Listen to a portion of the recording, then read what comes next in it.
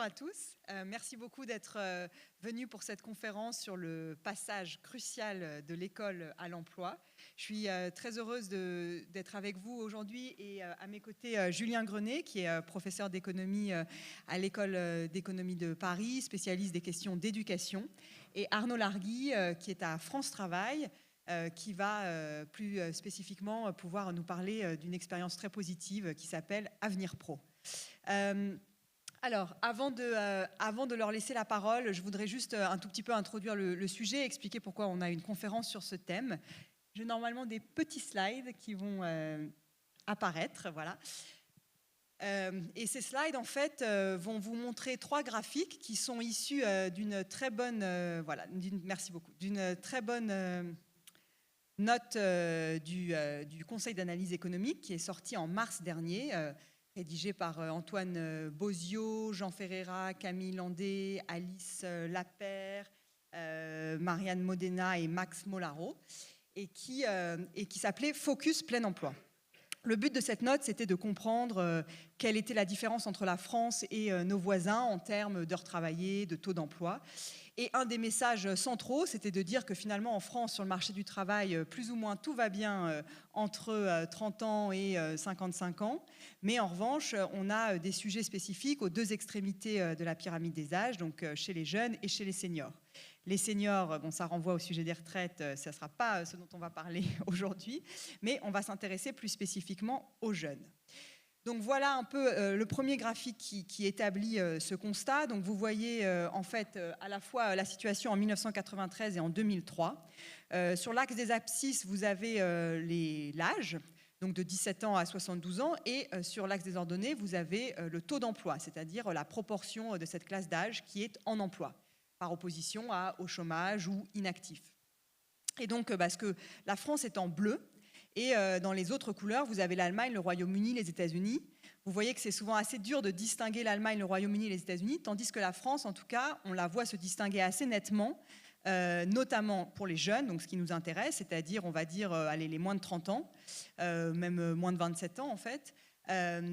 C'était encore plus marqué en 1993, mais ça l'est toujours en 2023, et on parle quand même d'écarts assez importants, parce que si vous voyez l'échelle de l'axe des ordonnées, vous voyez que par exemple, mettons environ à 22 ans, le taux d'emploi en 2023 des jeunes français, ça sera de 40%, alors qu'on est beaucoup plus proche de 70% dans d'autres pays. Donc on parle vraiment de différences assez significatives.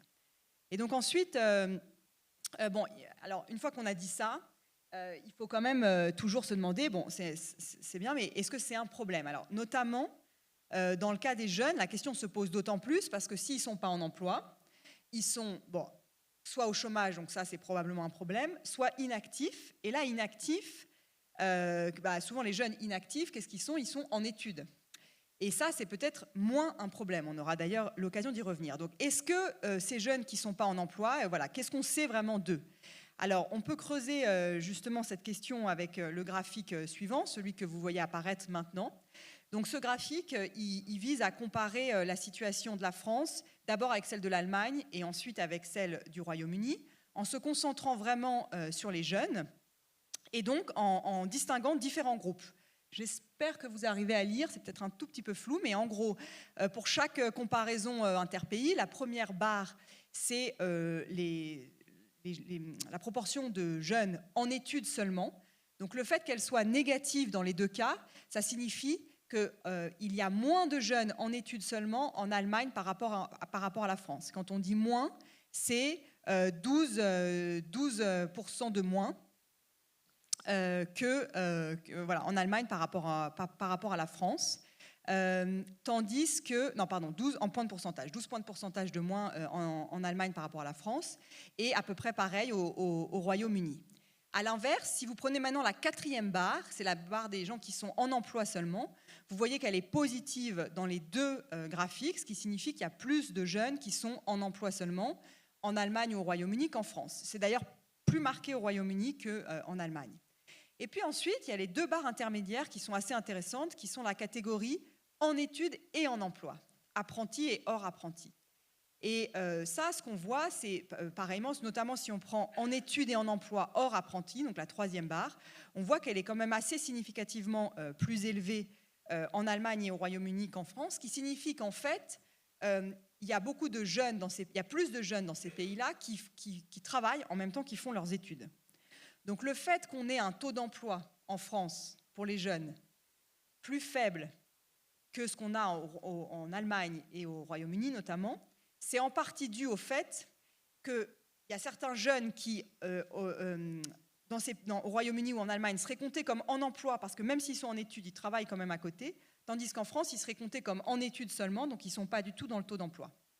Et donc là, on pourra avoir une discussion par la suite de savoir est-ce que c'est un problème, pas un problème, etc. Mais en tout cas, disons que y a le constat, et puis le jugement normatif sur ce constat, il est un tout petit peu plus subtil et il nécessite un tout petit peu plus de discussion.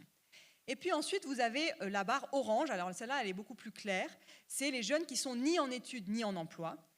Et vous voyez que, par exemple, par rapport à l'Allemagne, donc elle est négative dans les deux cas, c'est presque zéro dans le cas du Royaume-Uni, mais c'est quand même plus important dans le cas de l'Allemagne. Et donc ça veut dire qu'il y a moins de jeunes en Allemagne qu'en France qui sont ni en études ni en emploi. Et ça, l'interprétation de ça, c'est très clair parce que des jeunes qui sont ni en études ni en emploi, c'est forcément pas très bien, parce que ça veut dire qu'ils sont soit au chômage, soit on ne sait pas ce qu'ils font, mais de toute façon, voilà, c'est pas une situation désirable. Donc, très clairement, enfin en tout cas pour les politiques publiques, il y a un objectif qui est incontestable, ça serait celui de faire en sorte que la France ne soit plus mauvais élève, on va dire, en termes de ce qu'on appelle les NEET, c'est-à-dire les jeunes ni en études ni en emploi. Donc ça, c'était un premier approfondissement du constat. Alors ensuite, comme je vous ai dit, il y a donc l'interprétation de ce taux d'emploi plus faible, elle n'est pas totalement évidente, etc. Mais il y a quand même un constat il y a deux constats donc, qui sont clairement négatifs. C'est celui sur la barre orange dont on vient de parler. Et puis, c'est un autre qui est montré ici sur ce graphique. Ça, c'est le taux d'insertion des jeunes qui ont fini leurs études. Et encore une fois, la France est en bleu et vous voyez l'Allemagne et le Royaume-Uni respectivement en jaune et en orange. Donc très clairement, là vous voyez que la courbe bleue est en dessous, ça veut dire que le taux d'insertion pour des jeunes qui ont fini leurs études, donc là on n'est pas en train de parler de cumul études-emploi, etc., mais vraiment des personnes qui ont fini leurs études et qui cherchent à s'insérer sur le marché du travail, le taux d'emploi est plus faible, ça signifie que on s'insère plus difficilement, les études débouchent moins facilement moins rapidement sur un premier emploi, et donc ça c'est très, très clairement un problème spécifique à la France qu'il faut régler. Voilà, donc c'est pour toutes ces raisons qu'on a décidé de faire cette session sur le passage crucial de l'école à l'emploi. Donc je vais maintenant passer la parole à Julien qui va nous parler un peu justement de ce qu'on peut savoir en termes du système éducatif pour mieux comprendre ces phénomènes. Et puis ensuite Arnaud, et je reviendrai pour ma part sur les politiques de l'emploi dans un troisième temps. Merci beaucoup Alexandra pour cette introduction. Et effectivement, dans ma présentation, je vais plutôt insister sur la partie système éducatif, formation, où il y a un certain nombre de freins, justement, qui peuvent expliquer en partie les mauvaises performances de la France du point de vue de l'insertion professionnelle, notamment en début de carrière. Et puis ensuite, effectivement, on pourra se centrer davantage sur vraiment le lien école-emploi. Je crois qu'Arnaud, justement, va parler d'un dispositif qui a fait ses preuves. Et Alexandra insistera sans doute davantage sur les aspects marché du travail et les blocages qui existent là. Donc, peut-être un point quand même avant, pour tempérer un petit peu la sinistrose qu'on peut ressentir en regardant les graphiques d'Alexandra.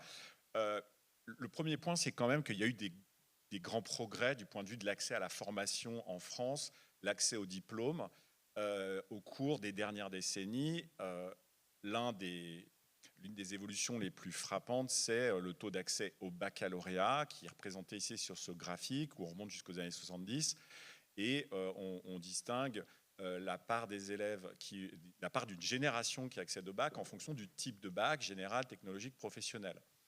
Et ce qui est intéressant de constater sur ce graphique, c'est qu'on est quand même passé de 20% d'accès au bac à presque 80% aujourd'hui. Alors on pourra revenir ensuite sur les conséquences éventuelles sur la qualité de la formation, mais ce qui est important de constater, c'est qu'il y a eu une première phase de démocratisation, une forte accélération entre le milieu des années 80 et le milieu des années 90, à travers une augmentation de l'accès au bac général, l'expansion du bac technologique et la création du bac professionnel. Mais ensuite, pendant presque 20 ans, ça a stagné. Et vous voyez toute cette partie entre 1994 et 2008, il ne s'est absolument rien passé. C'est resté totalement plat, autour de 60% d'accès au bac. Et c'est en fait assez récemment qu'il y a eu un déblocage et qui est intégralement dû à une réforme qui est un peu passée sous les radars, mais qui a vraiment des conséquences très importantes qu'il faut avoir à l'esprit quand on parle de ces questions d'insertion des jeunes, c'est la réforme du bac professionnel, la réforme de la voie professionnelle. Et vous voyez cette augmentation de quasiment 10 points de pourcentage autour des années 2010. Et cette augmentation, alors elle est liée au fait que auparavant, pour avoir le bac pro, en fait, c'était des études qui duraient 4 ans après la troisième. Il fallait faire un BEP et enchaîner avec une première et une terminale professionnelle. Ça, ce cursus a été remplacé par un cursus en 3 ans, comme dans la voie générale, où on rentre en seconde pro, puis une première pro, puis une terminale pro. Et ça, en l'espace de quelques années, ça a fait qu'il y a à peu près 70 000 jeunes par an de plus qui ont le bac. Ce n'est pas un petit effet, parce que c'est 10% d'une génération chaque année maintenant qui a le bac et qui ne l'avait pas avant cette réforme.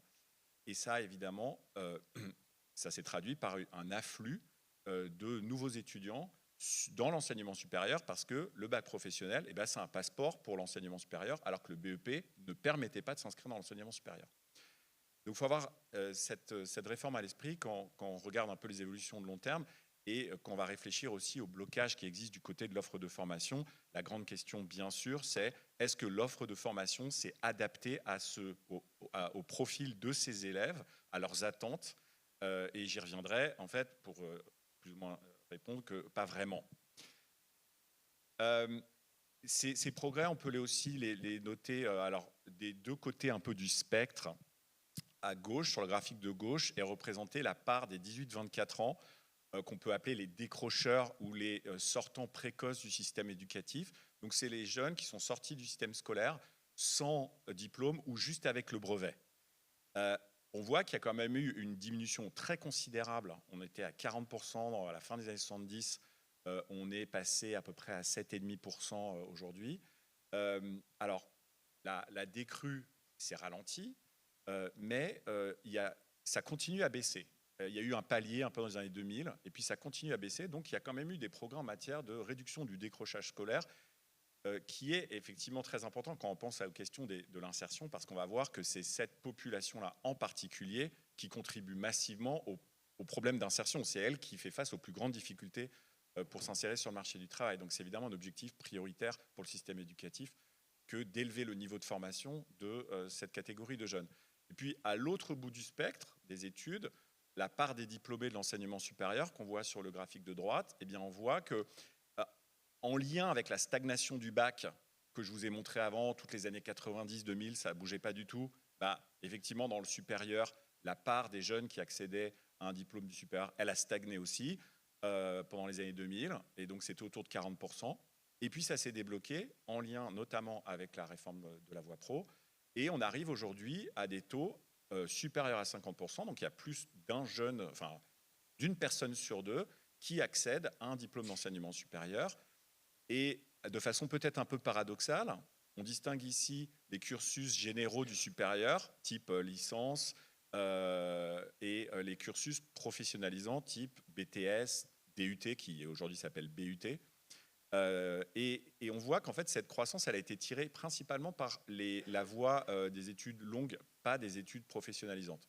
Ce qui n'est pas forcément un très bon signe, étant donné que le public qui a beaucoup tiré cette croissance de l'accès au supérieur, en fait, est un public qui est plutôt issu de la voie professionnelle ou technologique, et pour lequel, effectivement, qui souhaite plutôt poursuivre dans la voie professionnalisante dans le supérieur. Donc là, il peut y avoir un problème de mauvaise adéquation. Et on reviendra sur ce diagnostic un peu plus tard. Ça s'est même réduit, alors c'est en lien avec l'apprentissage aussi qui se développe, mais en tout cas, voilà ce qu'on peut dire sur l'évolution de l'accès à la formation, donc plutôt une tendance positive. Alors maintenant, les mauvaises nouvelles, Il y en a plusieurs. Et il y en a une particulièrement, c'est que les inégalités d'accès à l'enseignement supérieur en France sont en fait restées très marquées, très élevées. Alors ce graphique, en fait, on ne l'avait pas pendant des années parce qu'il n'était pas possible de faire le lien entre le revenu des parents et le taux d'accès à l'enseignement supérieur. On l'avait en fonction de l'origine sociale. Et ça ne permettait pas des comparaisons internationales. Donc récemment, il y a une note de Cécile Bonneau et Sébastien Grosbon qui a permis de faire ce travail pour la première fois en France, qui consiste à classer les jeunes en fonction du décile de revenus des parents. Donc les barres à gauche, D1, c'est les 10%, c'est les jeunes qui font partie des 10% des ménages les plus pauvres du point de vue de leurs revenus. À droite, c'est les 10% les plus riches, et vous voyez les écarts de taux d'accès au supérieur absolument considérables, où parmi les 10% les plus pauvres, c'est autour de 30% d'accès au supérieur. Dans la partie haute, dans les 10% les plus riches, c'est plutôt 90%. Et alors, ce qui est encore plus surprenant, c'est quand on compare la France et les États-Unis, vous voyez que le niveau d'inégalité d'accès à l'enseignement supérieur en France est quasiment identique. On ne voit pas de différence. C'est 3 fois plus parmi les 10% les plus riches que les 10% les plus pauvres. Ce qui interroge évidemment, parce que ce n'est pas du tout conforme à ce qu'on peut avoir à l'esprit en se disant oui, mais les études supérieures sont quasi gratuites en France. Aux États-Unis, il y a des frais de scolarité énormes, donc il y a des inégalités énormes par ailleurs. Donc comment c'est possible ? Eh bien, c'est un des problèmes du système éducatif français qui est que malgré la gratuité de façade de l'enseignement supérieur, il y a des inégalités extrêmement fortes qui perdurent dans l'accès aux études, en particulier qui sont liées à pas mal de facteurs. Le coût des études reste élevé, même s'il n'y a pas de frais de scolarité, il faut payer son logement, sa nourriture. Il y a des inégalités très marquées dans la réussite éducative en fonction de l'origine sociale dans le second degré, donc au collège, au lycée. Et en fait, tout ça se traduit par ces inégalités qui sont importantes à avoir en tête parce que les difficultés d'insertion, elles vont être très concentrées dans la partie basse de cette distribution. Donc les jeunes issus des ménages les plus défavorisés sont ceux qui vont être les plus soumis à ces difficultés d'insertion. Et donc il y a un enjeu évidemment qui émerge de tout ça, c'est comment élever le niveau de formation de ces jeunes qui font face à énormément d'obstacles quand il s'agit d'accéder aux études supérieures.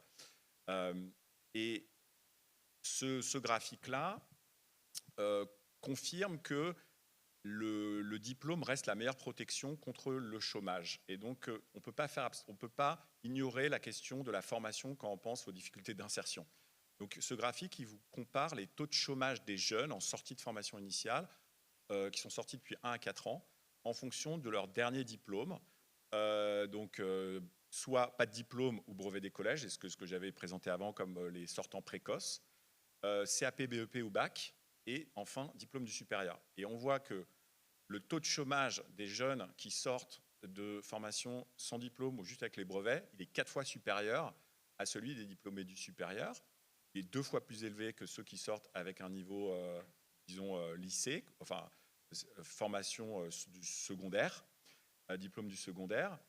Et autre chose d'intéressant, c'est que malgré la démocratisation de l'accès aux études supérieures, on ne voit pas la protection offerte par le diplôme du supérieur baisser. C'est-à-dire que si vous allez dans un relais H, comme j'ai fait tout à l'heure, vous verrez, il y a des bouquins qui traînent sur le comptoir du style « Arrêtez de faire des études ». Voilà, j'ai vu ça.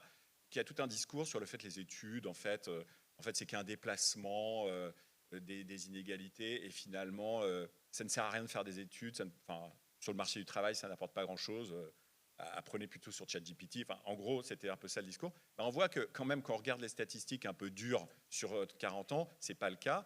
La protection du point de vue du taux d'accès à l'emploi, et c'est vrai aussi du point de vue des salaires relatifs, c'est-à-dire le salaire de quelqu'un qui a une licence ou qui a un master versus le bac, l'écart, c'est pas réduit. Pareil pour ceux qui ont un bac versus juste le brevet, pareil, ça reste constant. Donc ça reste quand même un objectif très important à atteindre si on veut favoriser l'insertion des jeunes, c'est de permettre une élévation du niveau de formation. Alors une fois qu'on a dit ça, qu'est-ce qu'il y a comme obstacle dans la réalisation de cet objectif ? Moi, j'identifie 3 du point de vue de la formation. Il y en a plein d'autres sur le marché du travail, mais du point de vue de la formation, il y a un premier point assez basique, mais qui me semble important de rappeler, c'est qu'il y a une question de moyens.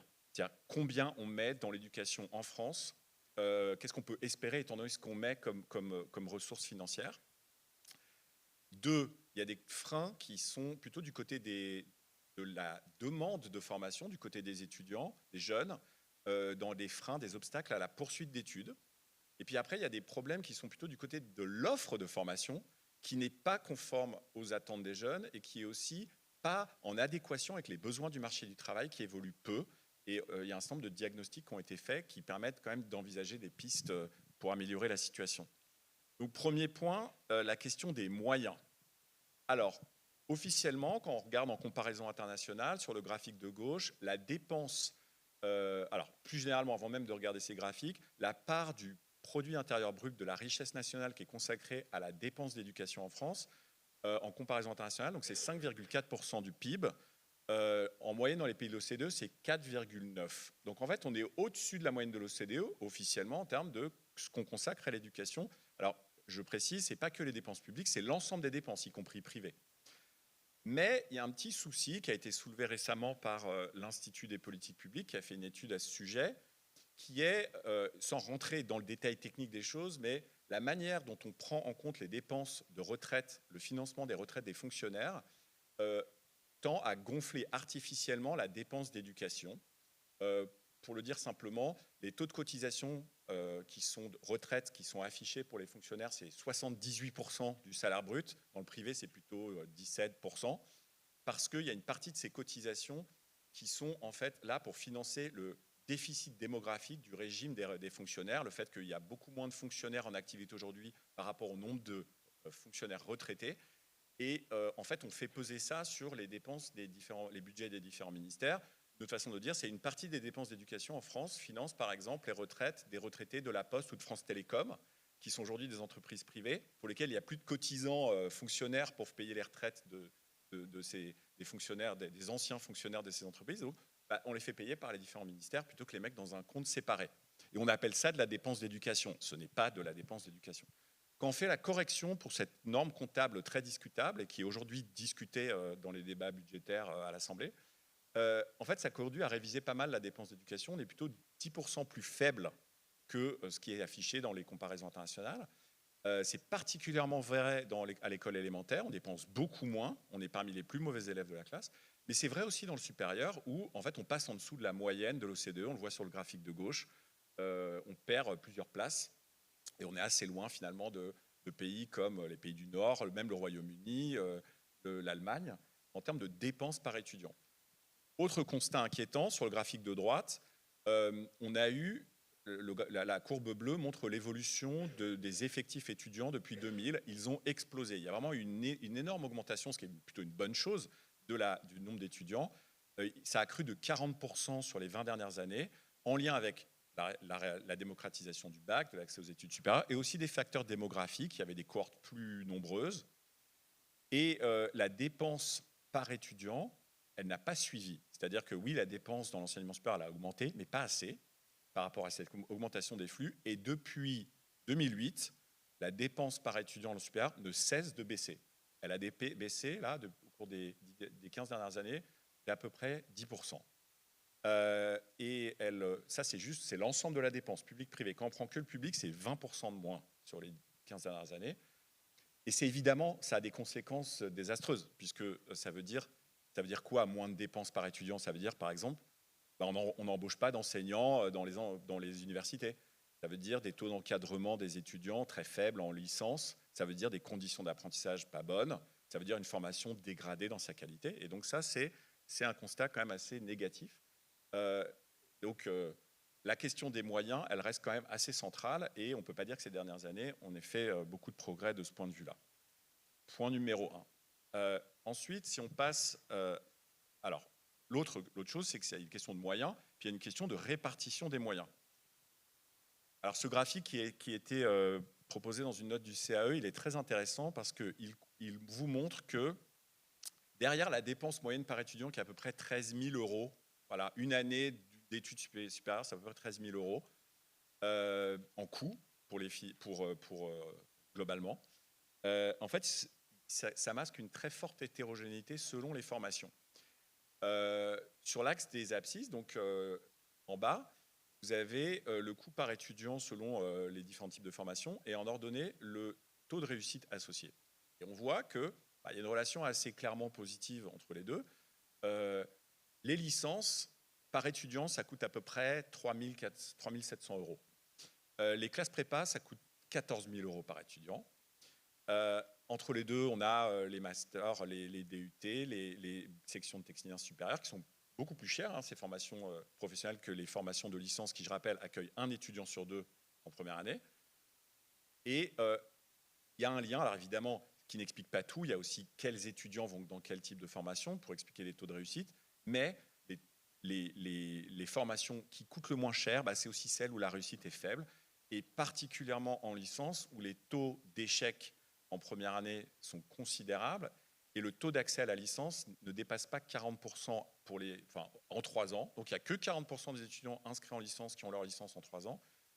Non, même 1 tiers. Ça monte à 40% quand on dit accès à la licence en 4 ans. Donc là, on a aussi un sujet de répartition des moyens et finalement, qu'est-ce qu'on peut attendre de formation, de qualité de formation où on a investi aussi peu, on a des taux d'encadrement aussi mauvais. Voilà, il y a beaucoup d'étudiants qui commencent des études supérieures qui ne les finissent pas, en partie du fait de ces problèmes de moyens et de leur répartition. J'en viens le deuxième ensemble de facteurs qui sont à mon sens très importants pour expliquer ces freins à l'accès à l'emploi des jeunes. C'est tout ce qui va concerner le choix ou non de poursuivre des études. Pourquoi il y a beaucoup d'élèves, de jeunes qui ne poursuivent pas d'études supérieures? Eh bien, il y a plusieurs types de barrières. Des barrières géographiques qui tiennent au fait que l'offre de formation elle n'est pas très bien répartie sur le territoire. Il y a des jeunes qui sont très loin de toute offre de formation. Il y a un rapport du comité éthique de Parcoursup qui est très intéressant, le dernier, qui montre qu'il y a à peu près 2 jeunes sur 10, enfin 20% des inscrits sur Parcoursup habitent à plus de 80 km d'une offre de formation un peu diversifiée. Et en face de ça, il n'y a pas beaucoup d'aides financières qui ont été mises en place pour favoriser la mobilité. Il y a des bourses qui existent aujourd'hui si on veut étudier dans une autre académie que son académie d'origine, mais c'est 500 euros par an, c'est pas beaucoup. Et la plupart des aides sont réservées aux étudiants en master. Autre barrière géographique, par exemple, pour les étudiants qui veulent faire des formations supérieures professionnelles comme un BTS, il n'y a pas de place en internat. Les places en internat des lycées sont uniquement réservées aux classes préparatoires. Ils sont plutôt plus favorisés socialement. En BTS, il n'y a pas de place en internat ou très peu. Aussi, ça c'est un frein considérable pour beaucoup de jeunes qui ne peuvent pas aller étudier en ville, se louer un studio, et même avec les aides, ce ne sera pas suffisant. Les barrières financières viennent renforcer ces barrières géographiques. Les études supérieures, ça coûte cher, il faut payer son logement, sa nourriture, les transports. Et les bourses qui existent, les bourses sur critères sociaux, eh bien, leur montant reste quand même assez limité par rapport au coût de la vie. Le montant max des bourses, c'est de l'ordre de 633 euros par mois, quelque chose comme ça. L'Observatoire de la vie étudiante évalue le coût d'une année d'études supérieures moyenne à budget étudiant moyen, c'était 1 200 euros par étudiant, donc ça ne couvre vraiment pas. Et derrière, il y a des conséquences assez lourdes. Quand on interroge les jeunes dans le supérieur, il y a 13% qui déclarent qu'ils ne mangent pas à leur faim, et on se souvient tous des images de jeunes qui vont à la soupe populaire. Un tiers déclarent avoir renoncé au moins une fois aux soins en raison de contraintes financières, aux soins de santé. Donc, il y a un enjeu là de barrières financières très fortes qui freinent l'accès aux études supérieures, malgré leur gratuité ou leur quasi-gratuité du point de vue des frais de scolarité. Il y a des freins psychosociaux qui ont été bien documentés dans la littérature, le poids des stéréotypes, de l'autocensure, le fait que beaucoup de jeunes sous-évaluent leurs compétences, pareil quand ils sont de milieux défavorisés. Et à niveau scolaire égal, on ne fait pas les mêmes choix. Ça a été très bien documenté dans la littérature, et avec aussi des types d'interventions qui fonctionnent assez bien, s'appuyant sur des rôles modèles ou bien donner de l'information aux étudiants aux élèves, aux lycéens par exemple, sur leur niveau réel, en disant vous pensez être à peu près où, ça a été fait dans Parcoursup, vous pensez être à peu près où par rapport aux autres candidats, vous êtes à peu près à la moyenne, vous êtes au-dessus, etc. On voit que les jeunes de milieux défavorisés et les femmes en fait se sous-évaluent beaucoup, et puis quand on leur donne l'information, en fait ça change pas mal leur choix, il y a des choix plus ambitieux qui sont formulés, donc c'est le type d'intervention qui peut être intéressant. Et puis, il y a un problème d'information en France quand même assez considérable sur les études supérieures. L'offre de formation, elle n'est pas très lisible. Et même s'il y a eu beaucoup de progrès ces dernières années dans le fait de donner de l'information sur les débouchés professionnels, le salaire moyen de sortie, le taux d'emploi, ça commence à arriver. On utilise encore très peu les données très riches dont on dispose pourtant sur calculer justement les taux d'insertion et donner cette information aux jeunes avant qu'ils se lancent justement pour les informer dans leur choix. Ça reste encore limité. Et l'orientation scolaire qui devrait jouer son rôle ici, elle est encore assez problématique parce qu'il y a énormément d'acteurs impliqués, psychologues de l'éducation nationale, conseillers d'orientation, professeurs principaux, mais qui ont tous une information assez parcellaire sur l'écosystème du supérieur qui dialogue assez peu avec l'enseignement secondaire. Donc ça, c'est des freins qui existent du côté de la, on va dire, de la demande d'études, la poursuite d'études, puis il y a aussi des freins du côté de l'offre de formation. Du côté de l'offre de formation, la première chose à noter, c'est qu'il y a une énorme variabilité des taux d'insertion. Alors évidemment, entre types de diplômes, il y a des diplômes pour lesquels les diplômés s'insèrent beaucoup mieux, ont des taux d'emploi plus élevés.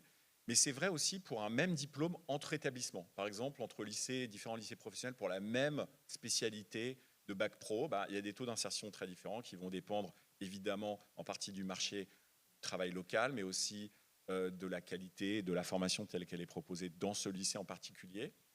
Et ça pose un certain nombre de problèmes. Il y a un premier problème qui est celui de l'adéquation entre l'offre de formation et le profil et les aspirations des jeunes. Une chose intéressante à noter, c'est qu'il y a il y a beaucoup d'élèves, notamment dans les lycées professionnels, qui sont orientés dans les formations qui ne souhaitent pas et qui ont des mauvais débouchés professionnels. Ils auraient voulu aller dans une formation avec des très bons débouchés. Il n'y avait pas assez de place, ils se retrouvent dans des mauvais débouchés. Ça, c'est une absurdité du point de vue de l'offre de formation. S'il y a des très bons débouchés professionnels, augmentons la capacité de ces formations. Et c'est assez bien illustré par ce petit graphique qui montre deux choses. Pour les différentes spécialités de CAP au lycée, on compare le taux de pression en abscisse, c'est-à-dire le taux de pression, c'est le nombre de candidats pour une place dans ce CAP, et en ordonnée, le taux d'emploi parmi les jeunes qui font ce CAP. Donc les formations en vert, c'est celles où il y a beaucoup d'étudiants qui demandent, beaucoup de jeunes qui voudraient y aller, mais le taux de pression il est supérieur à 1, c'est-à-dire qu'il n'y a pas assez de place pour tous les accueillir, il y en a plein qui sont refusés, alors même qu'il y a des très bons taux d'emploi. Alors ça va concerner des métiers type conducteur routier, conducteur d'engins, travaux publics, mais aussi boulanger par exemple. Voilà, c'est des formations où il y a de l'emploi derrière. Et à l'inverse, il y a des jeunes qui se retrouvent dans des formations qui ne demandent pas vraiment. Métier du pressing, par exemple, tout en bas à gauche, ou métier de la mode, vêtements flous. Alors, je ne sais pas exactement ce que ça recouvre, mais c'est des formations où il y a des taux d'insertion très mauvais, 20% de taux d'emploi à la sortie, et pour lesquels il n'y a pas forcément une très forte demande des jeunes, mais ils y vont. On les place là parce qu'il n'y a pas de place dans les formations où il y a des bons débouchés. Ça, c'est quand même assez absurde du point de vue de la gestion de l'offre de formation. C'est pareil dans le supérieur. Je vous ai parlé de la démocratisation du bac pro, plus 70 000 jeunes par an qui ont le bac pro. Et ensuite, derrière, logiquement, ce que souhaitent faire les jeunes qui ont un bac professionnel, c'est un BTS. Mais on n'a pas du tout augmenté les places en BTS, ou très peu. Et donc, ça a conduit énormément de ces jeunes bacheliers professionnels à être admis, malgré eux, en licence, alors qu'ils souhaitent faire un BTS. Or, le taux de réussite d'un bachelier professionnel en licence, c'est 6%. Donc là aussi, énorme gâchis. On n'a pas adapté l'offre de formation au profil des jeunes, à leurs souhaits, et avec des BTS qui offrent des très bons débouchés aux bacheliers professionnels quand ils sont admis. Et puis, il y a un défaut, non seulement avec le profil des jeunes, d'adéquation, mais aussi avec les besoins du marché du travail. L'offre de formation, elle évolue très très peu d'une année sur l'autre, alors même que les besoins du marché du travail, eux, ils changent beaucoup. Et il y a tout un tas de secteurs pour lesquels il y a des tensions très fortes sur le marché du travail, notamment dans tout ce qui est la production, l'industrie, où il y a énormément de besoins et pas assez de formation. Et là encore, on se sert trop peu des données pour piloter ça, pour dire où est-ce qu'il faudrait ouvrir de nouvelles formations, où est-ce qu'il y a des bassins d'emploi porteurs, là où il faudra en fermer parce que les débouchés sont très mauvais. Voilà. Et je finirai juste par évoquer une réforme qui a été mise en place et qui est intéressante parce qu'elle a essayé d'adapter l'offre de formation au profil des jeunes et aux besoins du marché du travail, le développement de l'apprentissage à partir de 2018. Donc, cette réforme, elle a conduit à une augmentation considérable du nombre de jeunes qui passent un diplôme en apprenti, c'est-à-dire en alternance dans un centre de formation des apprentis et en entreprise plutôt qu'être ce qu'on appelle scolaires, c'est-à-dire inscrits dans un lycée professionnel ou dans un BTS à l'université, dans une section de technicien supérieur. Et on voit que le nombre d'apprentis est passé d'environ 300 000 à 1 million. Voilà, on a 1 million d'apprentis aujourd'hui. Donc c'est une réforme qui a été pensée aussi pour essayer de lever ces freins et permettre de faciliter l'insertion des jeunes sur le marché du travail. Alors malheureusement, on n'a pas encore assez de recul pour tout à fait juger des effets de cette réforme. Ce qu'on peut dire, c'est que il y a quelques questionnements sur l'intérêt d'avoir développé autant l'apprentissage dans le supérieur, sachant que beaucoup d'études internationales suggèrent que l'apprentissage, ça marche plutôt bien, mais plutôt au niveau du lycée, parce que dans le supérieur, les jeunes qui vont en apprentissage, en fait, ils avaient d'autres possibilités. Enfin, c'est pas là que se jouent les problèmes d'insertion les plus forts, mais ça reste à confirmer ou non à partir de données. Et voilà, la réforme, elle est trop récente pour avoir beaucoup de recul là-dessus.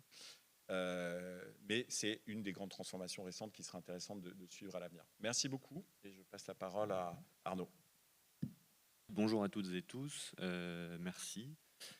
Donc je suis Arnaud Largy. Moi je vais vous parler d'un objet plus précis. Là on a eu des lectures plus macro et plus générales. Je vais parler d'un tout petit objet qui est peut-être une petite pierre à l'édifice de la résolution des enjeux qui viennent d'être évoqués.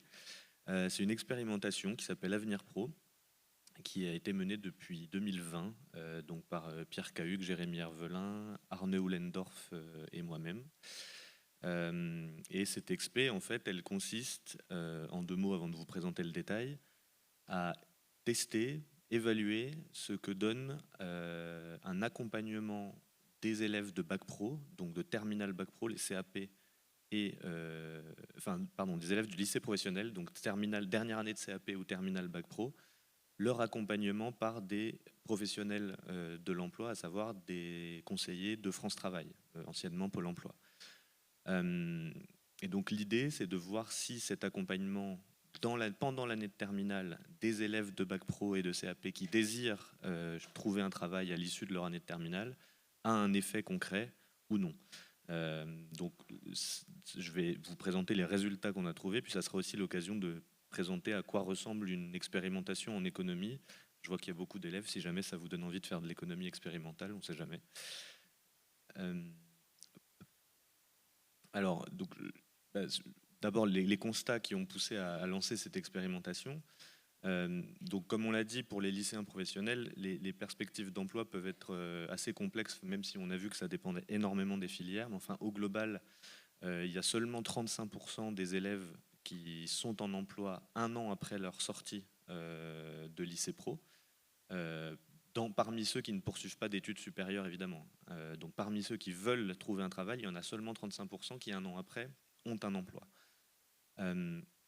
Alors la question, c'est comment faire. En fait, ce qui se passe, c'est qu'on parlait tout à l'heure des NEET, donc ni en emploi ni en formation. Et en fait, ce qui se passe, c'est qu'une grande partie des élèves de lycée pro, quand ils sont diplômés, ils ont quasiment tous leur diplôme. Il y a à peu près 90-95% de réussite au diplôme, que ce soit pour les CAP et les bacs pro.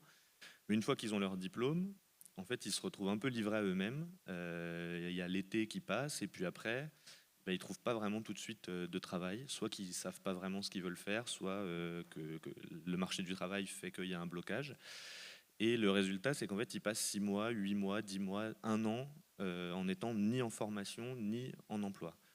Or, ça a des conséquences, puisqu'on sait que le plus longtemps on est sans travail, le plus difficile, c'est ensuite pour en trouver un. L'employabilité diminue à mesure que le temps de non-emploi est long. Alors, quelle solution pour éviter cette période, en tout cas pour réduire cette période de non-activité et pour accélérer l'insertion professionnelle? On pourrait penser à l'apprentissage, mais il y a des limites, comme on vient de l'évoquer. D'abord, il faut savoir que il y a on va dire un biais de sélection, c'est-à-dire que les élèves qui vont en apprentissage, donc effectivement les élèves qui sortent d'apprentissage, ils ont un taux d'emploi qui est supérieur de 20 points de pourcentage. Donc il y a un vrai avantage à faire apprenti. Mais il faut rappeler qu'il y a un biais de sélection, c'est-à-dire qu'en moyenne, les élèves qui vont vers l'apprentissage sont en moyenne des meilleurs élèves, c'est-à-dire qui avaient des meilleurs résultats scolaires, et c'est des élèves qui viennent de familles, de catégories socio-professionnelles un peu plus aisées, donc qui ont sans doute de meilleurs réseaux, etc.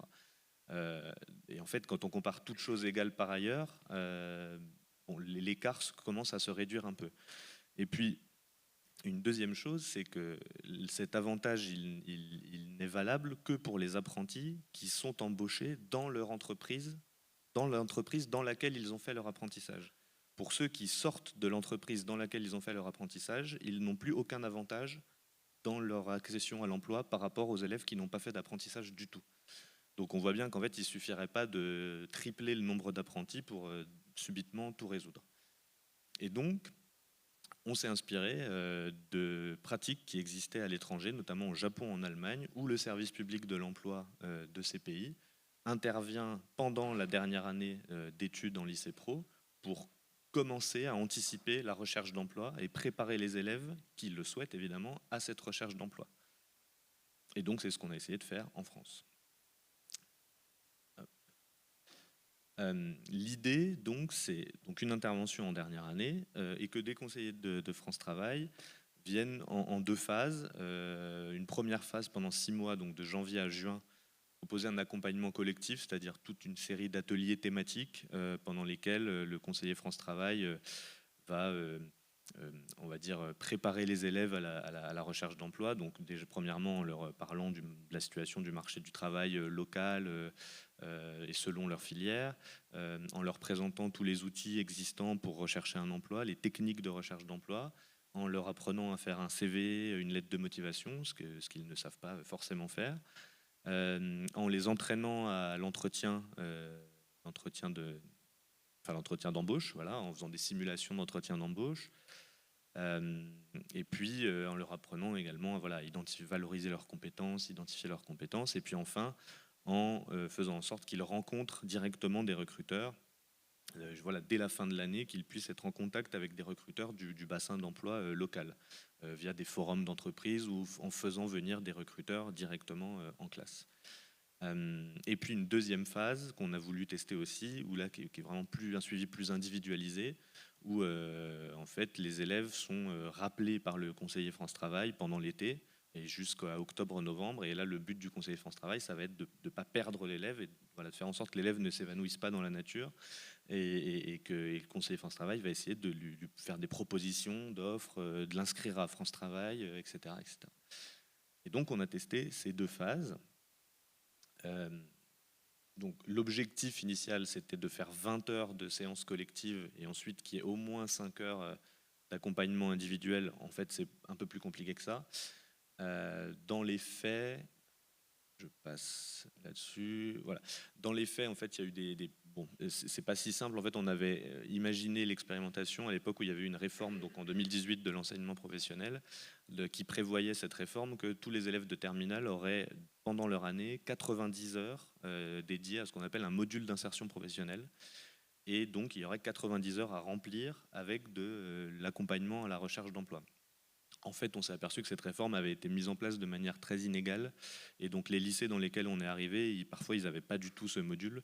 Donc, il a fallu trouver des heures, se faufiler dans les emplois du temps déjà très, très contraints des équipes pédagogiques et des élèves. Donc, en réalité, on a plus fait, on va dire, une dizaine d'heures d'intervention pour les élèves qui ont participé. Quelques chiffres, juste, c'était donc 170 établissements traités pour la première année, donc en 21-22, puis le double l'année suivante en 22-23. Et on en a rajouté encore 700, cette fois-ci avec un traitement un peu moins intensif par les missions locales en 24.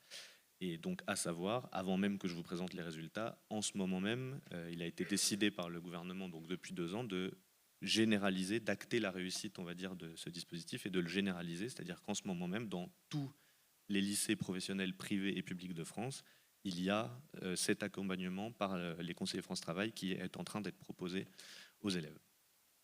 Alors, si ça a été généralisé, il est important de voir si quand même ça marche. Déjà, un petit mot quand même sur le protocole expérimental. Il s'agit de ce qu'on appelle une expérimentation randomisée contrôlée. Le principe, c'est exactement comme quand on veut tester un médicament ou un vaccin. On a un groupe d'individus qui bénéficient de l'accompagnement et un groupe d'individus qui n'en bénéficient pas. Et on va comparer l'insertion professionnelle de ces deux groupes. Le principe, c'est que pour que ces deux groupes, pour qu'on puisse vraiment juger de l'efficacité du dispositif, il faut que ces deux groupes soient parfaitement comparables. Donc il faut qu'ils soient tirés au sort. Il ne faut pas qu'on prenne que les volontaires, par exemple. Parce que si on prend que les volontaires, on peut se dire que peut-être ils auront une meilleure insertion professionnelle, mais c'est parce qu'ils étaient déjà mieux renseignés, plus motivés, et qu'ils avaient des meilleurs résultats, etc. Donc on tire au sort nos groupes. Donc par exemple ici, on a tiré au sort les lycées participants. Puis on a tiré au sort dans les lycées les classes participantes. Et enfin, dans les classes, pour la phase d'accompagnement individuel, on a retiré parmi les élèves. Donc il y a tous ces tirages au sort qui nous assurent qu'à la fin, on a ce qu'on appelle un groupe traité, c'est-à-dire le groupe des élèves qui va bénéficier du dispositif, et le groupe témoin qui sert juste de comparatif et qui n'en bénéficie pas.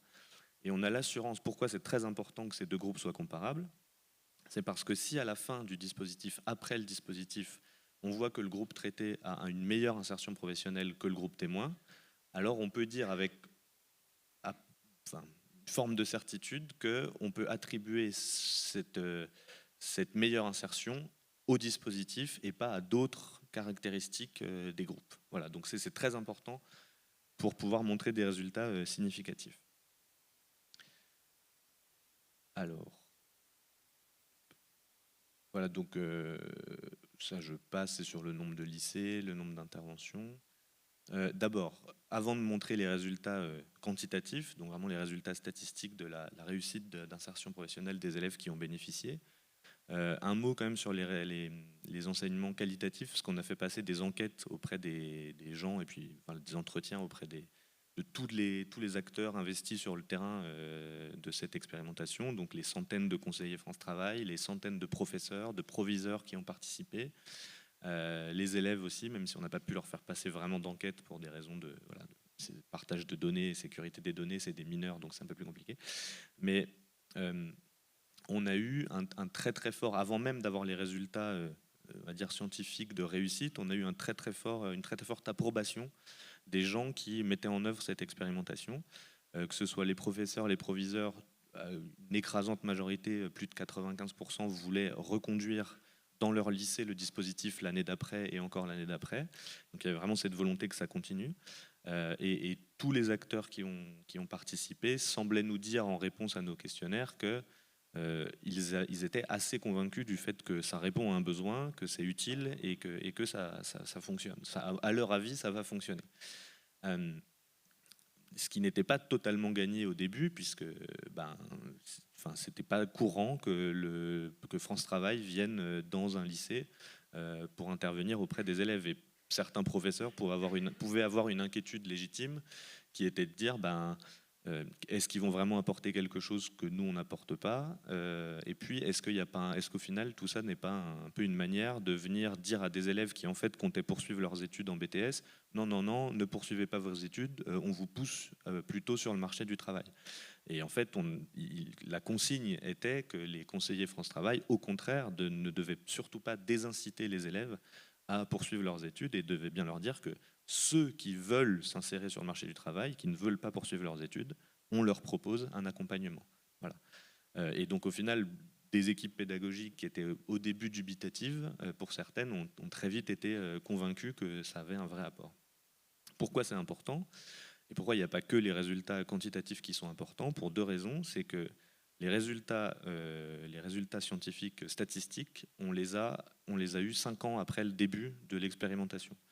Donc si vous voulez que vous commencez une expérimentation et vous voulez que ça continue l'année d'après et l'année d'après, il faut pouvoir dire à ceux qui décident de mettre ce budget, au gouvernement, ok, on n'a pas encore les résultats, mais si vous leur dites on les aura dans 5 ans, il y a de bonnes chances qu'ils disent écoutez, on met tout en pause et on attend 5 ans et on verra, à la limite on reprendra. Ce qui est très risqué parce qu'en général on ne reprend pas. Et donc ce genre d'approbation du terrain fait que ça permet de faire perdurer l'expérimentation en attendant d'avoir des résultats. Parce que quand même, quand on voit des taux d'approbation aussi forts des professeurs, proviseurs, on a tendance à se dire, bon quand même, ça sent bon, il y a peut-être quelque chose d'intéressant quand même. Et la deuxième raison pour laquelle c'est important ces résultats qualitatifs, c'est que même une fois que vous avez démontré quantitativement avec des chiffres qu'il y avait un effet, si vous n'avez pas une approbation des gens qui vont vraiment le mettre en place et une conviction, c'est pas gagné que ça suffise de leur dire si, regardez, statistiquement ça marche. Si eux ils sont pas convaincus que ça marche, peut-être que tout ça ne donnera rien. Donc c'est important d'allier les deux dans le contexte.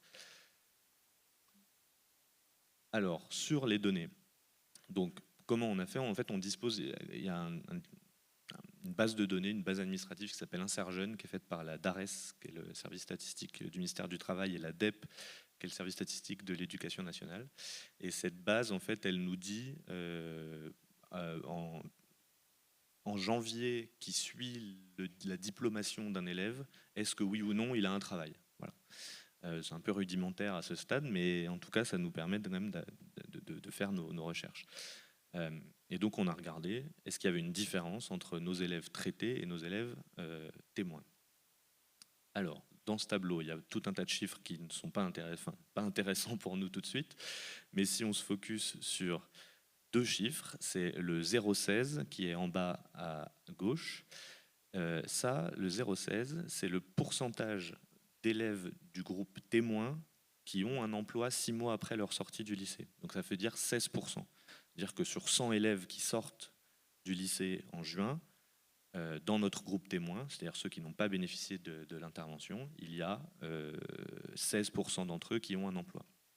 Je vous rassure, il n'y a pas 84% qui n'ont rien, il y en a quand même 50% qui sont en études en fait. Donc c'est 16%, mais sur en gros 50% qui cherchent un emploi. Et dans notre groupe traité, on s'est rendu compte que ce taux augmentait de 4,5 points de pourcentage. Donc on passe de 0,16 et on ajoute 0,045, le chiffre avec la petite étoile.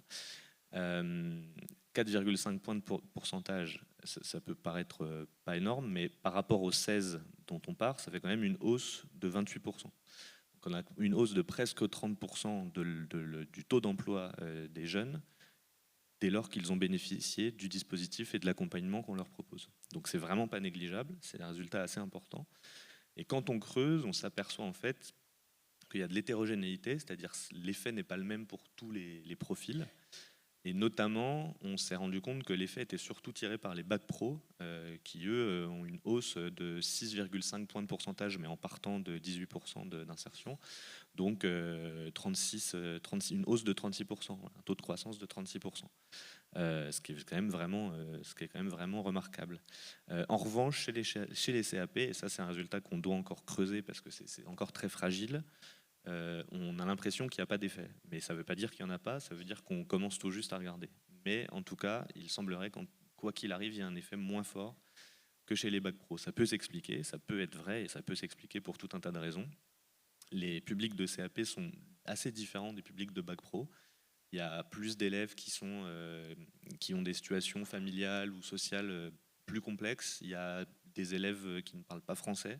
Il y a des élèves qui sont en situation de handicap.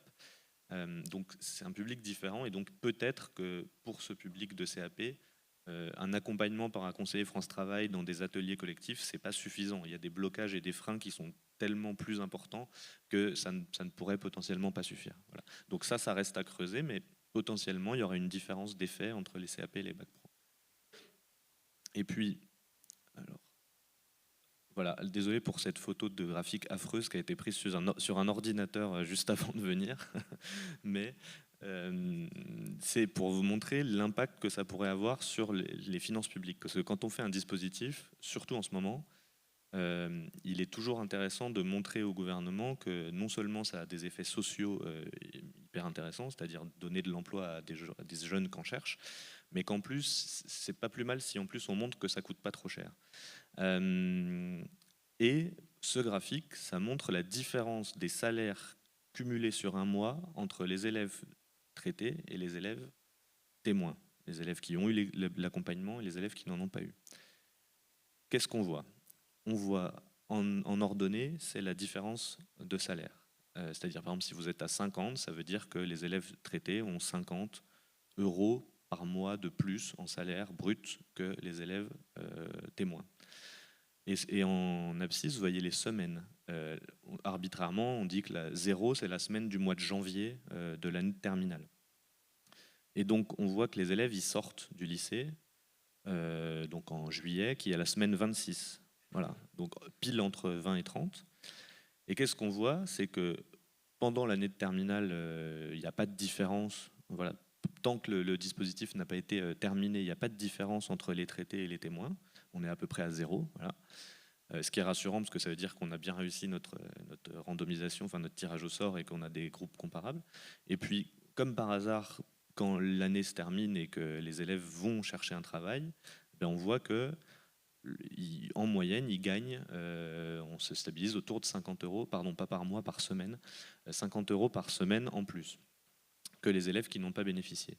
Ça, c'est pas un effet. Alors attention, ça ne veut pas dire que à travail équivalent pour le même nombre d'heures, ils sont mieux payés. C'est pas un effet être mieux payé. C'est juste le reflet du fait qu'il y a plus d'élèves qui ont un travail. Donc quand on fait la moyenne cumulée sur tout le groupe, bah, ça fait de l'argent, du salaire en plus quand on fait la moyenne. Voilà.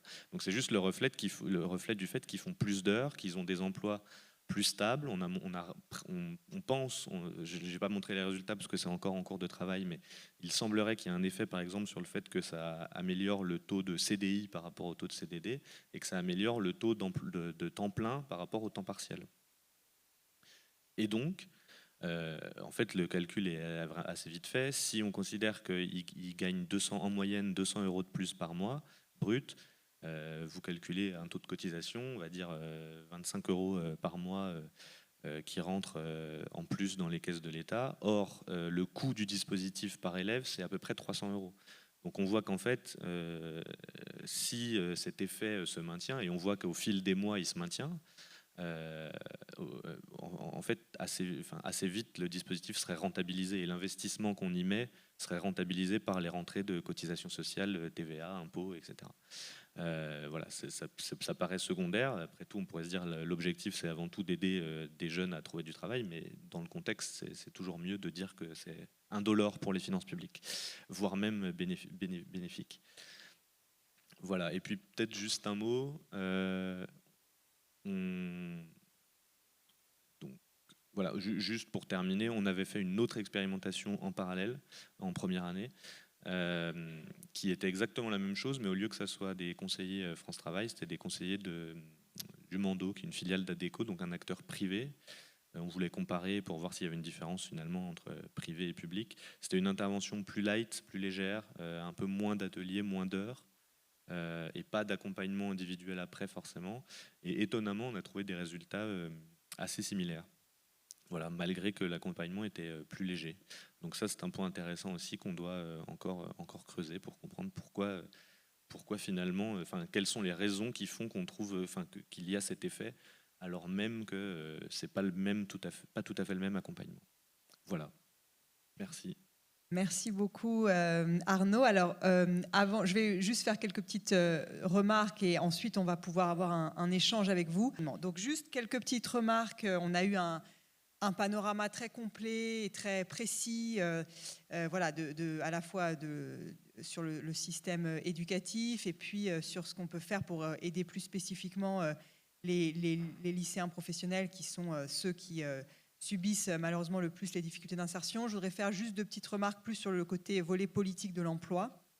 Alors, bon, la première, c'est que quand on parle de l'insertion des jeunes, c'est vrai que quelque chose qui frappe, c'est qu'il y a énormément de dispositifs en place.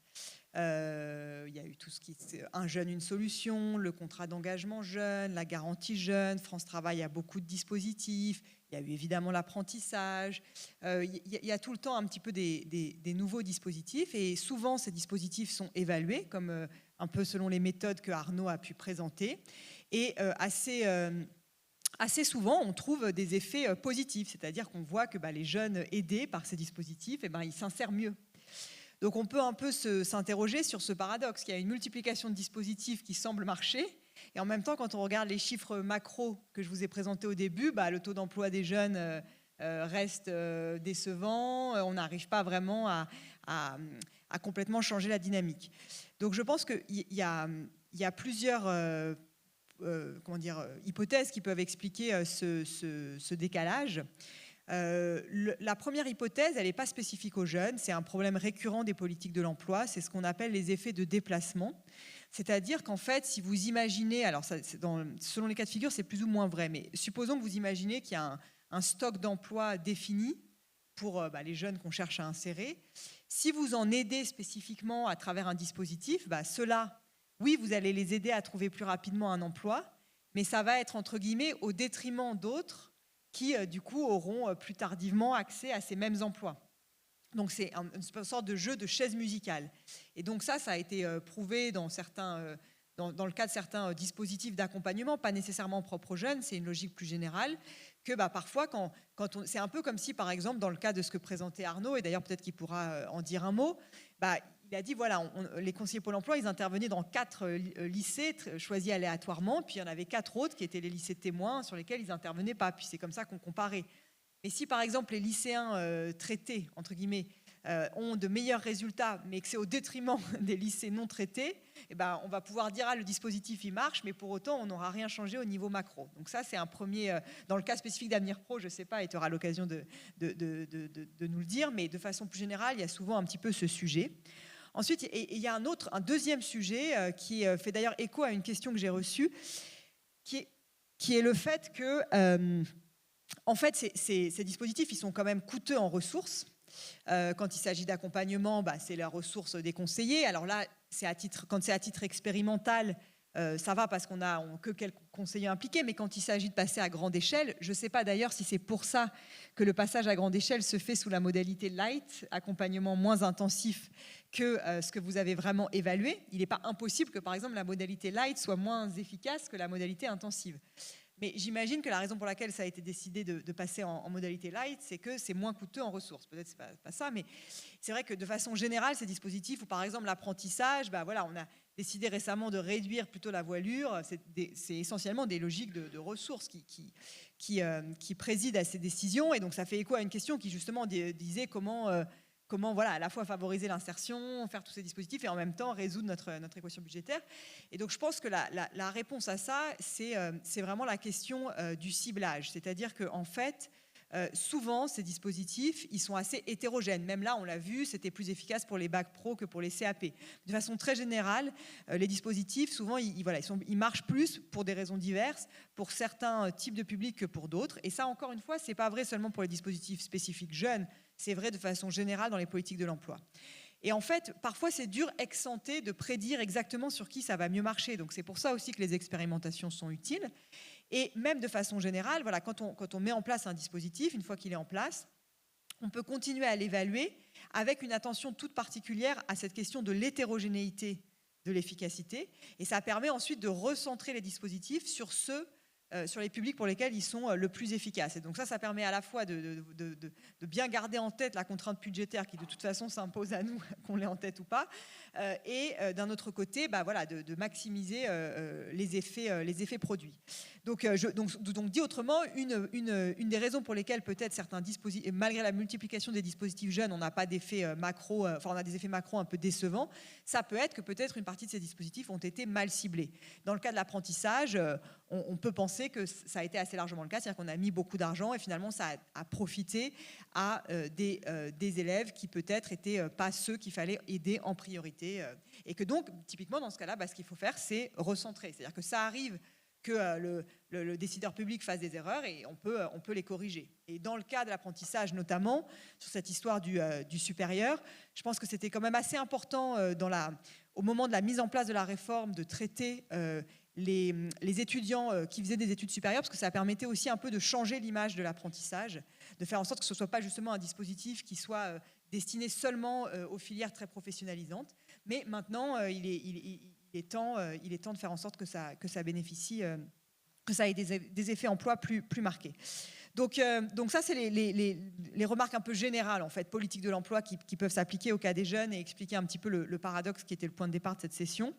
Ensuite, il y a juste 2 dernières petites remarques que je voudrais faire. La première, c'est que je pense que sur la question des jeunes, il faut vraiment absolument, la question de l'insertion des jeunes et de l'emploi des jeunes, sortir d'une logique très ministère du Travail pour aller dans une logique très interministérielle, c'est-à-dire que les solutions ne sont pas à chercher exclusivement du côté du marché du travail, elles sont bien sûr à chercher côté ministère de l'Éducation nationale, mais aussi, par exemple, je pense au marché du logement. Il n'y a pas énormément de travaux qui viennent étayer ça, mais ça paraît assez intuitif que un jeune qui trouve un emploi va avoir énormément de mal à trouver un logement si ça l'oblige à déménager, parce que bah oui, s'il commence son emploi, il n'a pas de garantie, il n'a pas, enfin, voilà, c'est très difficile de se loger. Par ailleurs, ça coûte assez cher, ça fait écho à des préoccupations qui ont été déjà évoquées.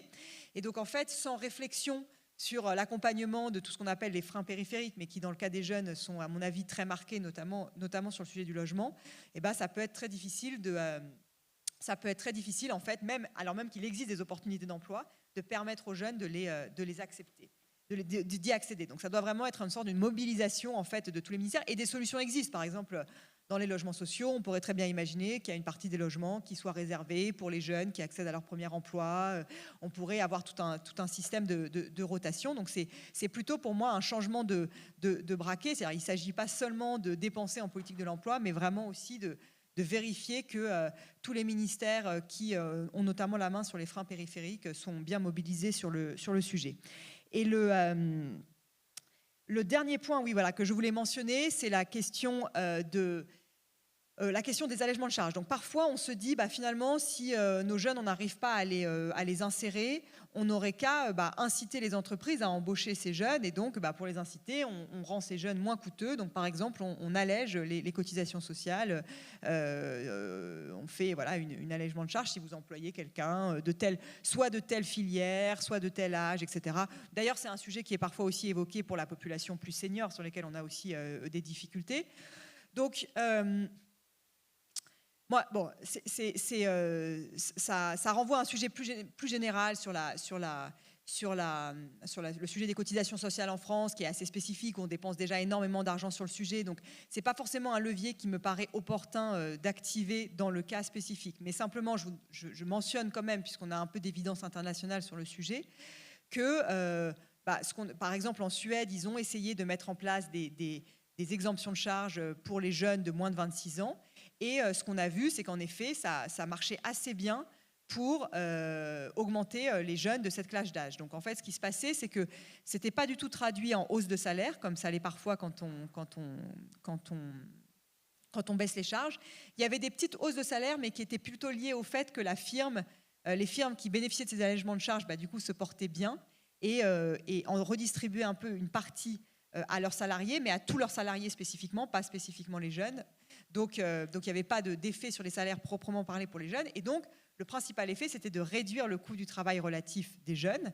Et ça s'est traduit par donc une embauche accrue de ces jeunes, notamment dans les régions qui avaient des forts taux de chômage des jeunes. Donc c'était plutôt une expérience réussie, même si après la politique a été modifiée.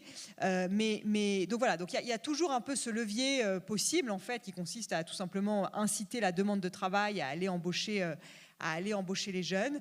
On a des évidences qui suggèrent que ça peut être efficace. Malgré tout, en fait, dans le débat plus large et plus complexe qu'on n'a pas vraiment le temps d'aborder ici sur la question des allègements de charges, je ne suis pas sûre que ce soit le levier principal qu'on ait intérêt à activer dans le cas français. Donc, je m'arrête là pour ne pas être trop longue et nous laisser quand même un certain temps aux échanges. Je vois qu'on a reçu pas mal de questions. Peut-être que tu veux dire un mot, Arnaud, le temps que je prenne connaissance des questions, des éventuels effets de déplacement sur Avenir Pro. Oui. Donc ça, c'est des effets qu'on a commencé à rechercher très très récemment, il y a quelques semaines, jours, parce qu'avant on n'avait pas les données nécessaires. Et en fait, là, on a commencé à regarder. Donc en fait, c'est simple, on prend des bassins d'emploi dans lesquels il y a eu l'expérimentation et je fais court, mais on essaye de regarder si pour une filière donnée, pour un type de métier, dans un bassin d'emploi très précis, le fait qu'il y ait eu beaucoup d'élèves qui aient bénéficié d'Avenir Pro fait baisser l'insertion professionnelle des élèves des autres jeunes qui n'en ont pas bénéficié. Ce qui serait un peu un problème, parce qu'en fait, c'est juste qu'on aurait fait en sorte que les élèves d'Avenir Pro prennent la place, double dans la queue, on va dire, les élèves qui n'en ont pas bénéficié. Donc ça ferait à la fin un effet nul, ça se compenserait. Donc pour l'instant, on ne trouve aucun effet d'éviction. Ça reste largement à creuser, mais en tout cas, pour l'instant, on voit un effet d'éviction zéro. Donc il semblerait que non, en aidant nos élèves traités, on ne nuise pas aux élèves non traités, ce qui est une bonne nouvelle. Et pour répondre sur la question du budget, oui, c'est super important. En effet, là, c'est en train d'être généralisé. Bon, il y a quand même un volume d'heures d'intervention qui est encore conséquent, hein, qui est pas beaucoup plus faible que ce qui était prévu. Mais effectivement, tout a été fait pour essayer quand même de rationaliser et de faire attention aux coûts. C'est pour ça que c'est super important le petit graphique vilain en photo que je vous ai montré. C'est très important pour nous parce que si on arrive à montrer qu'en fait les coûts sont compensés par des bénéfices en impôts, cotisations, TVA, à la limite on peut dépenser pour faire vraiment un bel accompagnement. C'est pas grave, ça sera compensé par des recettes. Voilà. Alors, merci beaucoup. Tant mieux s'il n'y a pas d'effet d'éviction. Alors, il y avait quelques questions pour Julien Grenet sur la question, est-ce que le fait qu'on a eu cette massification de l'accès à l'enseignement supérieur, est-ce qu'il n'y a pas une sorte de déqualification un peu inhérente de la valeur du diplôme? Et puis aussi une question sur faire revenir massivement des étudiants en BTS et lycée pour témoigner des parcours possibles. Oui, alors effectivement, cette question a fait l'objet de beaucoup de débats. Est-ce que finalement... le fait d'augmenter le taux d'accès, le niveau de formation, ça ne fait pas juste déplacer l'échelle, mais sans bénéfice collectif. En fait, je crois que ça, c'est vraiment une erreur à la lumière de ce qu'on a comme travaux, dans la mesure où, première chose, quand on regarde effectivement, comme je l'ai montré pour les taux d'emploi, mais on peut aussi regarder sur les salaires relatifs, en fait, on n'observe pas cette dévalorisation relative des diplômes. Quand on fait les comparaisons entre types de diplômes au cours du temps. Je vous renvoie à la note du Conseil d'analyse économique de Gabriel Fac et Elise Willery, où il y a tout un travail là-dessus, vraiment sur la base de données, montrant, testant cette hypothèse de dévalorisation relative des diplômes.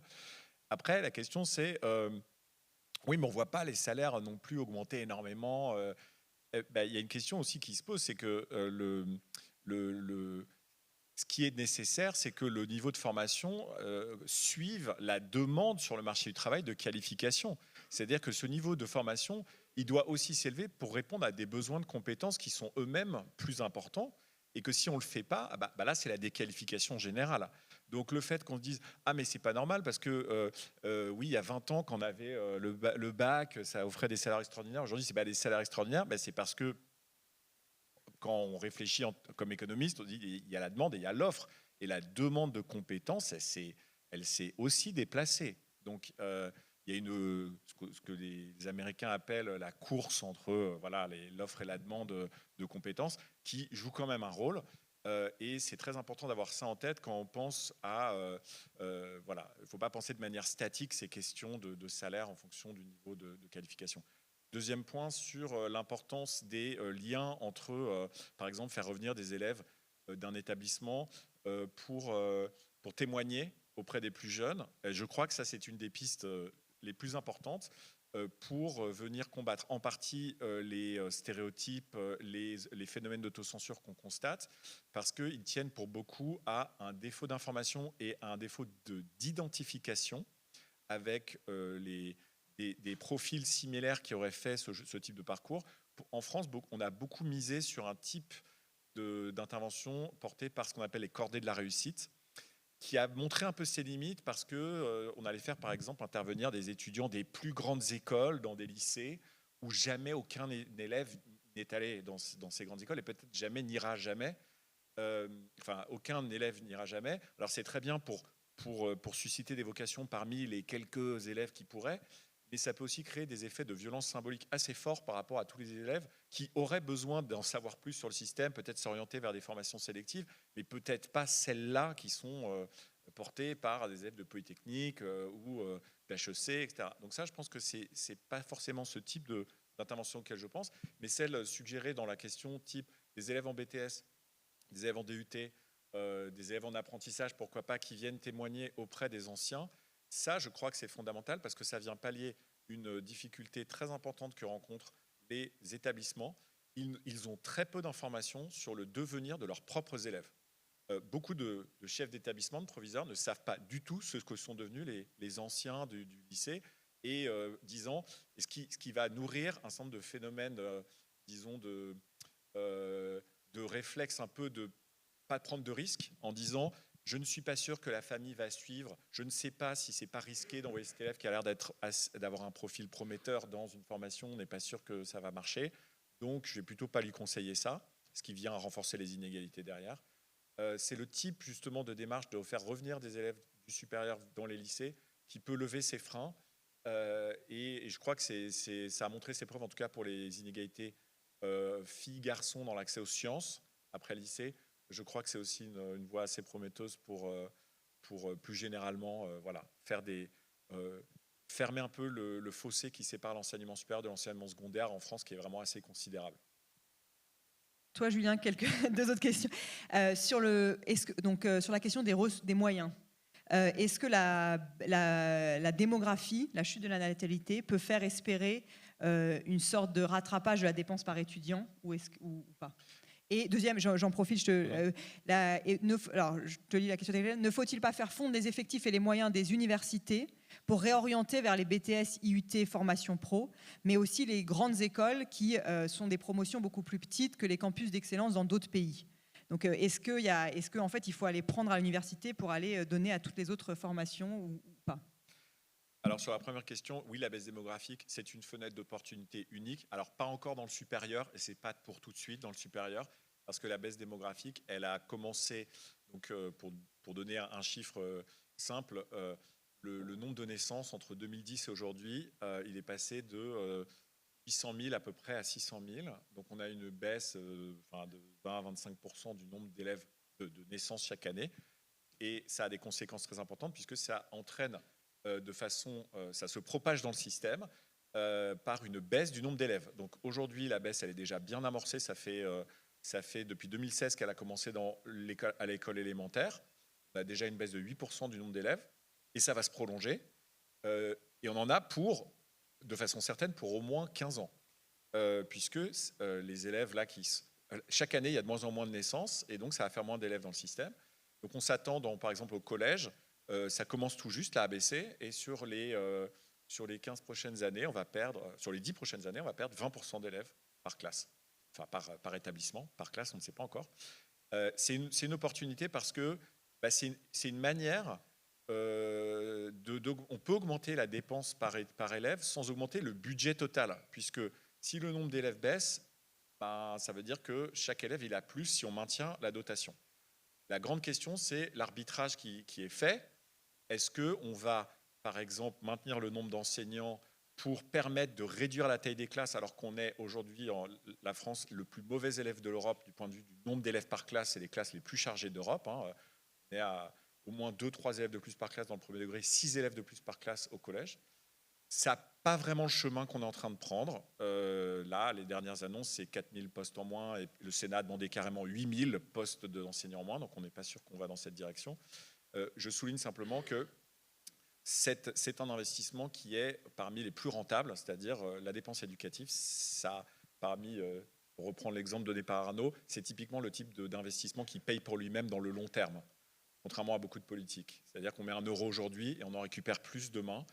Donc simplement, ça suppose d'avoir une vision de long terme et pas d'être dans le temps politique qui est parfois un peu plus court. Par contre, dans l'enseignement supérieur, c'est pas pour tout de suite. Il va falloir attendre que les élèves, les classes creuses, donc qui sont pas nés à partir de 2010, arrivent dans l'enseignement supérieur. Donc, ce sera plutôt en 2030, que ça va commencer. Et ensuite, ça va durer aussi. Et est-ce qu'il faut revoir l'offre prendre aux universités pour donner aux grandes écoles, etc. Je ne sais pas si c'est la bonne manière de faire, forcément. Il y a aussi une autre façon de voir qui est de dire il faut aussi redistribuer des ressources, peut-être de certaines formations, vers les universités qui ont des taux d'encadrement très faibles.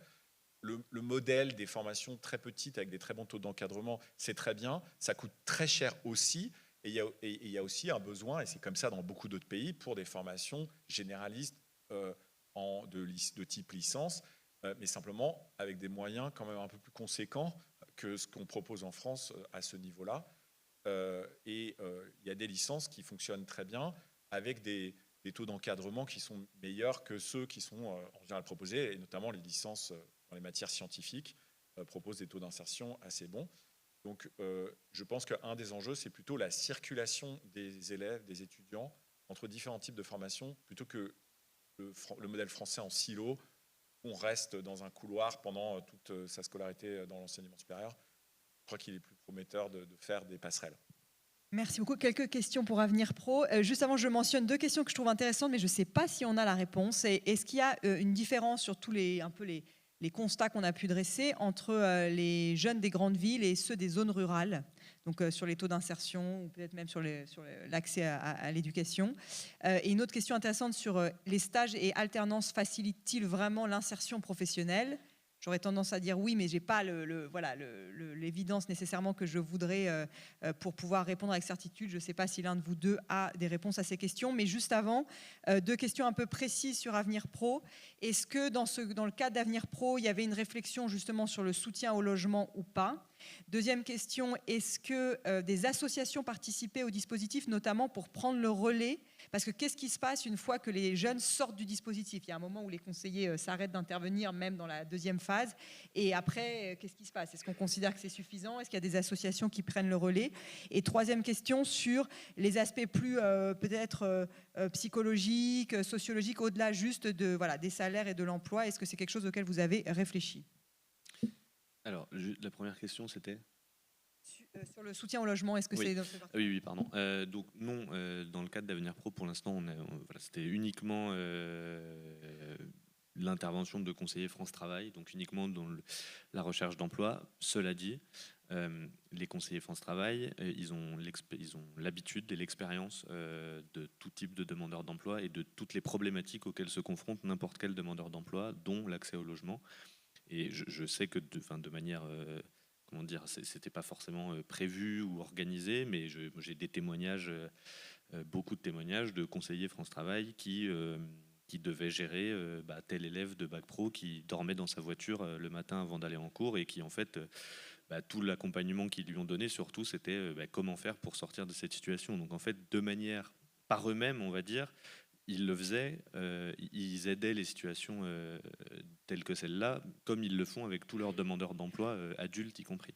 Donc voilà, c'est aussi ça l'intérêt d'un conseiller France Travail, c'est que c'est son métier, qu'il ait l'habitude de tous les freins globaux que peuvent rencontrer un individu et qu'il a, il a le temps et c'est son métier. Ensuite, les associations qui éventuellement prennent le relais à long terme. Alors là encore, il n'y avait pas de consigne donnée aux conseillers France Travail, mais les conseillers France Travail pouvaient faire appel, co-construire leur intervention. Donc déjà, quoi qu'il arrive, ils co-construisaient leur intervention avec les équipes pédagogiques, ça c'était très important, je ne l'ai pas trop dit. Et puis ensuite, ils pouvaient faire intervenir et s'appuyer sur les associations, soit qui intervenaient déjà dans les lycées, parce que dans les lycées, avant même qu'Avenir Pro existe, on va dire au choix du proviseur, les proviseurs pouvaient faire intervenir telle ou telle association d'aide aux élèves. Donc en général, quand il y avait déjà un écosystème d'associations dans les lycées, le conseiller France Travail, il prenait pas leur place bêtement, il les intégrait et il faisait avec eux. Et du coup, sur la question du suivi, ensuite au moment où ça s'arrête, 2 choses. D'abord, le but pour le conseiller France Travail, c'est de sécuriser l'inscription du demandeur d'emploi à France Travail. Du jeune. Ce qui n'est pas possible en fait avant le 31 août, parce que avant le 31 août d'une année de terminale, l'élève il est considéré comme étudiant et donc il ne peut pas être inscrit. Voilà, c'est comme ça juridiquement, il ne peut pas être inscrit à France Travail. Et donc ils attendent en fait la rentrée et là le but c'est de sécuriser leur inscription à France Travail pour ne pas les perdre et pour pouvoir continuer de les suivre de manière assidue. Et j'ajoute qu'il y a un dispositif qui s'est appelé Ambition Emploi, mais qui maintenant va reprendre un autre nom, Avenir Pro Plus, on ne sait pas trop. Quelque chose qui existe depuis 1 ou 2 ans et qui est en train d'être mis progressivement en place dans les lycées, c'est le fait que les proviseurs ont théoriquement l'obligation juridique de suivre ce que deviennent leurs élèves et de savoir ce que sont devenus leurs élèves. Et donc, il a été mis en place ce dispositif qui s'appelle Ambition Emploi, qui fait que dorénavant, à la rentrée de septembre, les proviseurs de lycées professionnels sont censés reprendre contact avec tous les élèves qui sont partis en juin, savoir où ils font, ce qu'ils font, où ils en sont. Et si un élève est en situation où il n'a ni emploi ni formation et a priori il n'est pas prêt d'en trouver un, et voilà, il est en difficulté, il est en décrochage et il ne sait pas ce qu'il va faire, il y aura la possibilité de réinscrire l'élève dans le lycée pendant au moins un semestre. C'est-à-dire que plutôt que l'élève soit livré à lui-même, eh bien, on lui dit tu peux revenir pendant 4 ou 5 mois en cours. Donc au moins on sait où tu es et tu es considéré encore comme un étudiant et tu peux compléter des cours dans lesquels tu as eu des difficultés ou tu as eu du mal l'année dernière. Donc voilà, il y a ce dispositif maintenant. Merci beaucoup Arnaud. Alors, il nous reste simplement 5 minutes. Donc, les 2 dernières questions pour toi, Julien. Des questions quand même... Alors, une première question, plusieurs questions ont été posées sur la réforme Blanquer, ton jugement à l'aune de tout ce qu'on vient de se dire. Et une autre question assez importante sur... en fait, notamment avec ton graphique sur le lien entre taux de pression et insertion, ça pousse en effet à davantage faire correspondre les offres de formation aux besoins du marché du travail, ce qui est en effet une logique qu'il faut pousser, avec la grosse difficulté, pas tant d'ouvrir des formations, mais que d'en fermer quand elles ne marchent pas. Mais la question est intéressante, elle dit, n'y a-t-il pas alors un risque d'avoir une approche adéquationniste et un pilotage à court terme seulement? Voilà. Nous avons donc 4 minutes. Ouais. Alors, peut-être prendre la deuxième question d'abord, si on se souvient du graphique qu'on a montré avec le taux de pression et le taux d'emploi. En fait, l'adéquationnisme, je suis d'accord que c'est un sujet, mais là, moi, j'ai discuté de deux points. L'adéquation aux demandes des jeunes, aux préférences des jeunes, ce qu'ils veulent faire, et il y a l'adéquation aux besoins du travail. Quand les deux sont alignés, là, il y a un problème de ne pas ouvrir. C'est-à-dire que, en fait, les deux parties du graphique, c'est-à-dire en haut à droite, les jeunes veulent ces formations. C'est des formations avec des très bons débouchés.